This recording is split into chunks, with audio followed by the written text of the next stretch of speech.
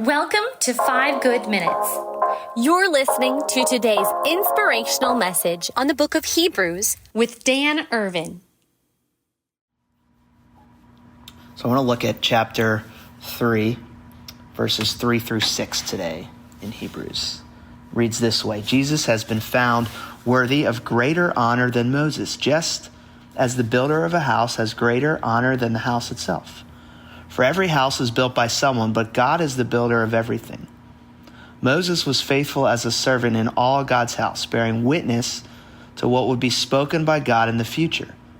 But Christ is faithful as the Son over God's house, and we are his house, if indeed we hold firmly to our confidence and the hope in which we glory.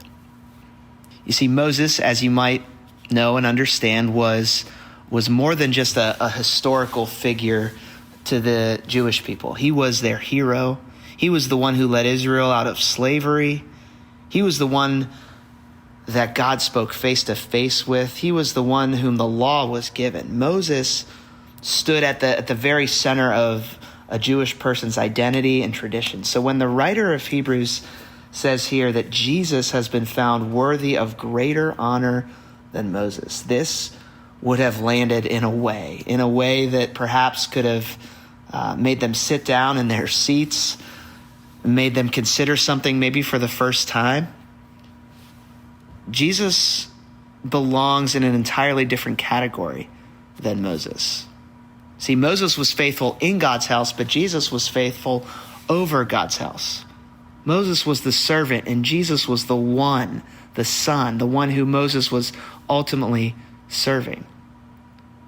You know, that's the warning and the encouragement here as we look at Moses as someone greater, guiding people towards something greater.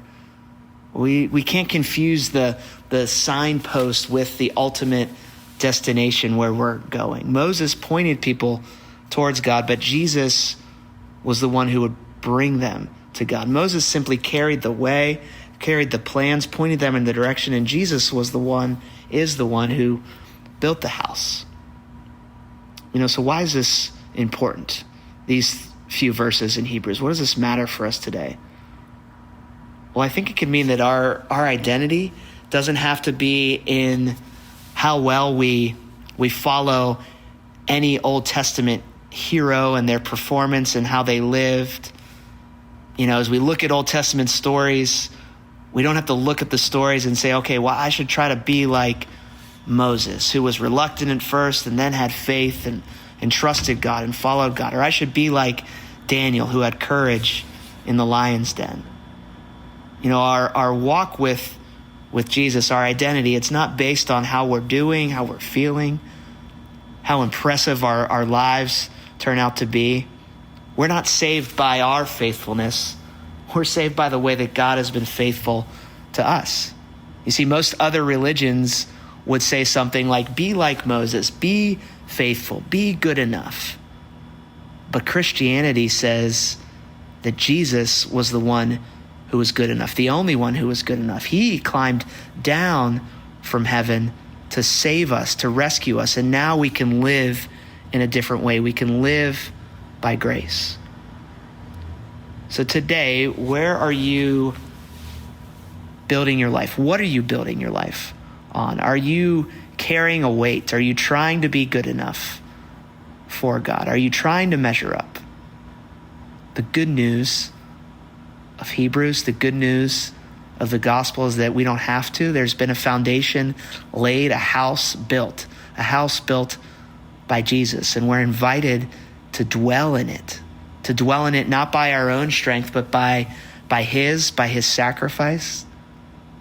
We don't just, admire the things Jesus did, but we're invited to trust him. Again, going back to verses 1 and 2, to fix our thoughts on him, to build our life on him.